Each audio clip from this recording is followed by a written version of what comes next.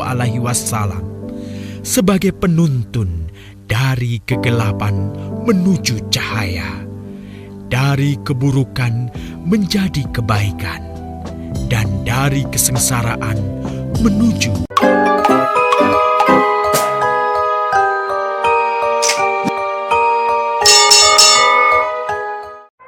Setelah kehancuran pasukan Raja Abraha, kota Mekah semakin ternama. Dari kota inilah sejarah manusia paling mulia dimulai. Ka'bah sebagai jantung kota Mekah semakin ramai dikunjungi para peziarah. Demikian pula para pedagang. Mereka datang dari berbagai penjuru jazirah. Namun sayang, Ka'bah mulai diselewengkan fungsinya. Akibatnya, kejahiliahan merajalela. Bahkan pada masa itu, memiliki bayi perempuan adalah hal yang sangat memalukan. Aib bagi keluarga. Sehingga sebagian dari mereka tega membunuh bayi perempuan mereka sendiri. Di tengah kondisi masyarakat jahiliyah itulah Nabi Muhammad dilahirkan. Bayi luar biasa itu lahir dari rahim seorang wanita mulia bernama Aminah. Pada saat itu ditandai peristiwa-peristiwa yang luar biasa. 10 balkon istana Kisra runtuh. Juga padamnya api-api yang biasa disembah oleh orang-orang Majusi.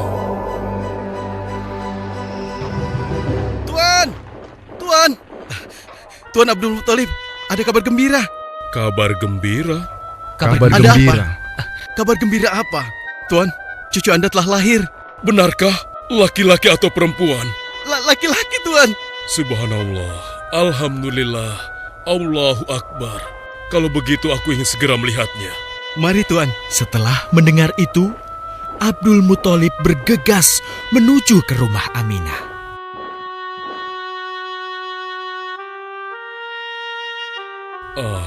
Cucuku, kasihan engkau terlahir yatim. Dengan penuh kasih sayang, Abdul Muthalib membawa cucunya ke Ka'bah. Ya Allah, jadikanlah cucuku ini menjadi seorang yang mulia dan terhormat, sebagaimana Nabimu Ibrahim alaihissalam.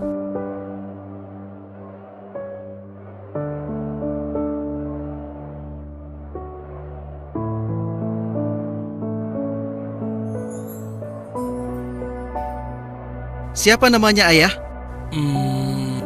Muhammad. Muhammad? Iya, aku akan menamainya Muhammad. Artinya yang terpuji. Kehadiran Muhammad kecil sungguh memberi kebahagiaan.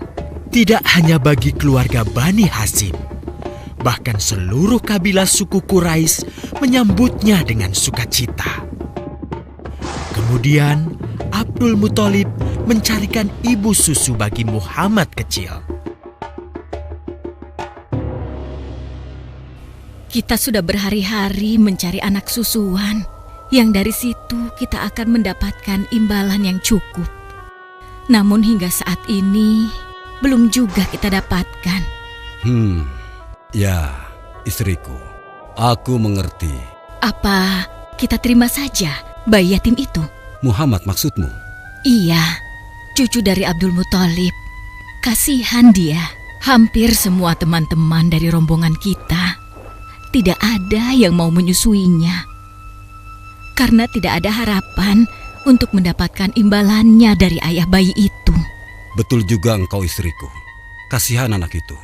Aku mendukungmu jika engkau susui dia. Mudah-mudahan Allah memberikan keberkahan bagi kita.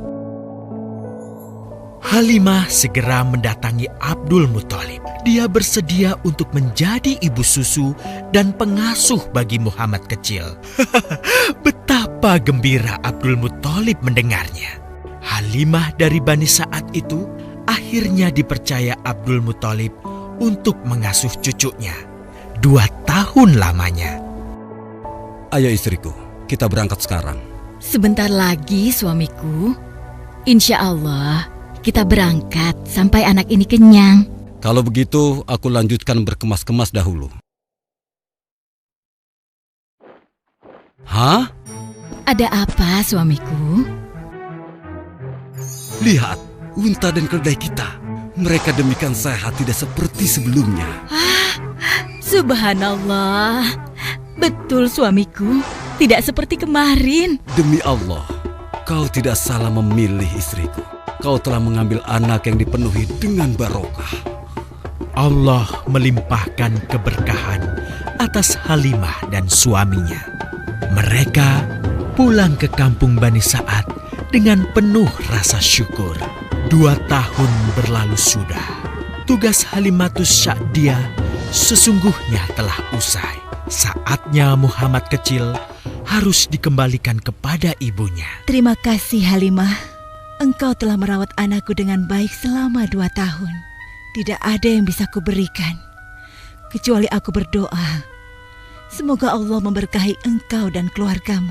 Amin. Saya juga bersyukur diberikan kepercayaan dan kesempatan merawat anakmu, wahai Ibu Aminah. Namun, begini Bu, mohon maaf.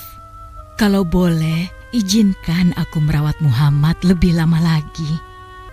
Aku masih sangat sayang padanya. Baiklah, kalau begitu aku setuju dengan usulmu. Bawa dan rawatlah Muhammad sebagaimana dia anakmu sendiri. Terima kasih, Ibu. Terima kasih. Begitulah, Muhammad kecil kembali ke tengah-tengah Bani Sa'ad. Ia tumbuh menjadi anak yang memiliki banyak teman. Karena kemuliaan akhlaknya. Tatkala berusia sekitar 4 tahun, terjadilah suatu peristiwa. Muhammad, Bu! Muhammad! Muhammad? Kenapa Muhammad? Muhammad dibawa orang. Hah? Dibawa orang? Diculik? Coba ceritakan. Ketika kami tengah bermain, tiba-tiba ada orang dewasa datang. Dia langsung membawa pergi Muhammad dan membunuhnya. Hah? Membunuhnya? Ya Allah, di mana? Di mana? Antarkan ibu ke sana. Dengan perasaan cemas, Halimah bergegas menuju tempat itu. Dan dilihatnya, Muhammad kecil tengah terduduk. Muhammad, apa yang terjadi denganmu? Dengan sangat tenang dan jelas, Muhammad kecil menceritakan apa yang telah terjadi. Bahwa seseorang telah membelah dadanya, mengambil hatinya, kemudian mencucinya dan mengembalikannya lagi ke tempatnya semula.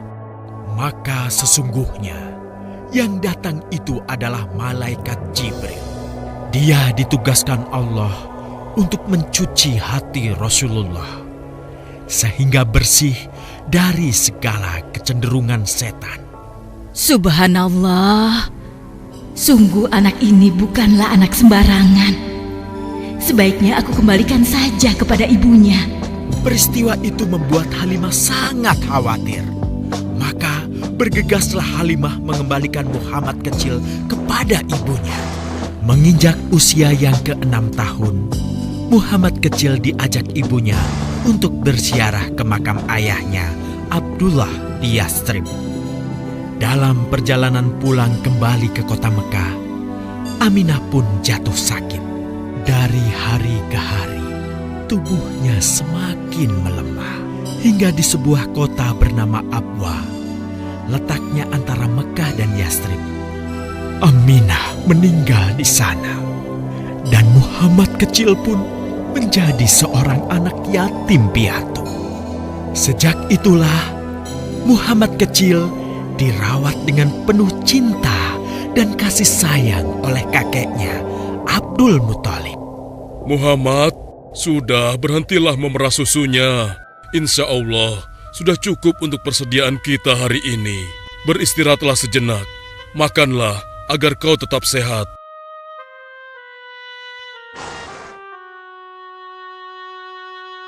Ya Allah, betapa mulia akhlak cucuku ini. Namun, kasih sayang Abdul Muthalib tidak berlangsung lama. Saat usia Muhammad 8 tahun, Abdul Muthalib kakeknya yang sangat menyayanginya itu meninggal dunia. Kemudian pengasuhan atas Muhammad pun beralih ke pamannya, Abu Thalib. Muhammad kecil tahu betul betapa sayangnya pamannya kepadanya. Di mana Muhammad? Ia tengah mengembalakan kambing milik salah seorang penduduk Mekah, suamiku. Sejak kapan dia keluar rumah? Sekitar waktu subuh tadi. Subhanallah, betapa baiknya akhlak keponakanku ini. Ya Allah, maafkan ketidakmampuanku mencukupi kebutuhan keponakanku. Sayangi dan berkahilah dia. Jadikanlah dia orang yang mulia di antara manusia. Hingga saat usia Muhammad menginjak 12 tahun, pamannya Abu Thalib mengajaknya berdagang ke Syam. Sampailah mereka di satu daerah bernama Busra. Saat mereka beristirahat, datanglah seorang pendeta menghampiri. Wahai saudaraku, selamat datang di Busra. Tampaknya kalian bukan orang sini. Dari manakah kalian berasal? Terima kasih saudaraku. Kami datang dari Mekah. Lalu, siapakah gerangan anak ini? Ini adalah keponakanku. Muhammad namanya. Apakah engkau bertanggung jawab atasnya, Tuan? Ya, Kemana ayahnya? ayahnya sudah meninggal sejak ia masih dalam kandungan. Oh, apakah kini dia yatim piatu? Benar, Aku sungguh beruntung bertemu dengannya. beruntung. Beruntung apa? Sungguh, keponakanmu ini adalah orang yang sangat istimewa. Oh ya? Ya, dia adalah seorang nabi, Hmm? seorang utusan Allah. Bagaimana kau tahu hal itu? Aku tahu karena aku seorang pendeta. Dan berita kedatangan dia sebagai seorang utusan Allah sudah disampaikan di dalam Injil. Bahkan aku pun bisa mengetahuinya dari cincin kenabian yang berada di bagian bawah tulang rawan bahunya yang menyerupai buah apel sebagai tanda kenabiannya. Begitulah pendeta bernama Bahira menyampaikan kepada Abu Thalib perihal kenabian Muhammad. Ia berpesan agar menjaga baik-baik keponakannya itu, karena Muhammad kelak di suatu saat nanti akan menghadapi banyak gangguan dan rintangan. Istriku, Muhammad sudah berusia 25 tahun. Aku pikir sudah saatnya dia untuk menikah. Betul, suamiku. Namun, dengan siapakah dia akan kita jodohkan? Kemarin Khadijah mengirimkan utusannya dan menyatakan keinginan Khadijah untuk menjadikan Muhammad sebagai suaminya. Hah? Khadijah? Khadijah yang mulia itu? Betul istriku, Khadijah yang selama ini mempercayakan barang perniagaannya kepada Muhammad. Kenapa dia memilih Muhammad? Ya, Khadijah mengagumi kejujuran dan kebaikan akhlak Muhammad. Menurutmu sendiri bagaimana? Aku pikir Khadijah adalah wanita terbaik bagi Muhammad. Kita akan melamarnya. Tepat di usia 25 tahun, Nabi Muhammad menikahi Khadijah yang berusia 40 tahun. Dari pernikahan itu, mereka dikaruniai Allah 6 orang anak. 2 laki-laki adalah Al-Qasim dan Abdullah. Sedangkan putrinya adalah Zainab, Ruqayyah, Ummu Kulsum, dan Fatimah.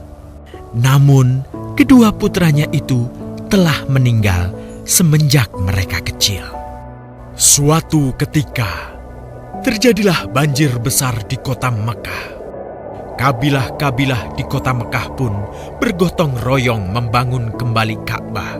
Setelah pembangunannya selesai, terjadilah perselisihan antara pemuka kabilah tentang siapakah yang paling pantas meletakkan Hajar Aswad di Ka'bah. Abu Thalib, apa yang harus kita lakukan? Kita sudah bicarakan hal ini selama 5 hari, namun tidak ada titik temu. Aku khawatir akan terjadi pertumpahan darah. Sudah, begini saja. Kita sepakati bahwa masalah ini kita serahkan kepada takdir terbaik. Lihat pintu masuk Ka'bah itu. Siapapun yang pertama kali akan melewati pintu itu, dan siapapun dia, kita tidak boleh menolaknya. Setuju? Aku juga setuju. Baiklah, aku setuju. Aku juga setuju. Baiklah, kita perhatikan bersama. Tidak lama setelah kesepakatan itu, atas izin Allah, Nabi Muhammad menjadi orang pertama yang memasuki pintu menuju Ka'bah. Alhamdulillah, segala puji bagi Allah. Ternyata Muhammad, dan memang dia adalah orang yang tidak pernah kita temui ada celah. Betul? Betul. Betul. Betul. Nabi Muhammad pun menerima kepercayaan itu. Dengan kebijaksanaannya, Nabi Muhammad meminta sehelai kain, lalu meletakkan Hajar Aswad di atasnya. Nabi Muhammad mempersilahkan seluruh pemuka kabilah untuk memegang ujung-ujungnya dan mengangkatnya secara bersama-sama. Setelah sampai pada sudut Ka'bah, giliran Nabi Muhammad meletakkan Hajar Aswad di tempatnya semula. Terhindarlah perpecahan di kota Mekah. Meskipun demikian, kegelisahan masih terus menggelayuti hati Nabi Muhammad. Kejahiliahan ada di mana-mana. Kezaliman dan kemaksiatan terus berlangsung. Ia tak habis pikir. Nabi Muhammad mulai merenung dan menyendiri untuk menghindar dari perilaku jahiliyah. Nabi Muhammad memilih tempat di sebuah goa di atas bukit sekitar Mekah. Goa Hiro. Dari mulut goa itulah Nabi Muhammad bisa memandangi kota Mekah yang dicintainya dengan pandangan yang lebih luas. Hingga suatu ketika, sesuatu yang tidak pernah terbayangkan sebelumnya terjadi. Tiba-tiba goa itu menjadi terang benderang. Kemanapun arah mata melihat, di sanalah cahaya itu ada. Itulah malaikat Jibril. Jibril berkata, "Bacalah." Dengan gemetar, Nabi Muhammad berkata, "Aku tidak bisa membaca." Malaikat Jibril lantas merangkul Nabi Muhammad SAW dengan kuat hingga nafas beliau sesak. Seraya berkata lagi, "Bacalah." Sampai akhirnya malaikat Jibril membantunya setelah merangkulnya dan menyuruhnya membaca hingga 3 kali. Kemudian malaikat Jibril membantunya membaca. "Bacalah dengan menyebut nama Tuhanmu yang menciptakan. Dia telah menciptakan manusia dari segumpal darah. Bacalah, dan Tuhanmulah yang paling pemurah, yang mengajarkan manusia dengan perantaraan Al-Qalam. Dia mengajarkan kepada manusia apa yang tidak diketahuinya." Kalimat suci telah terucap. Resmilah sudah. Dari dalam Goa Hiro, Allah mengangkat Nabi Muhammad SAW sebagai penuntun dari kegelapan menuju cahaya, dari keburukan menjadi kebaikan, dan dari kesengsaraan menuju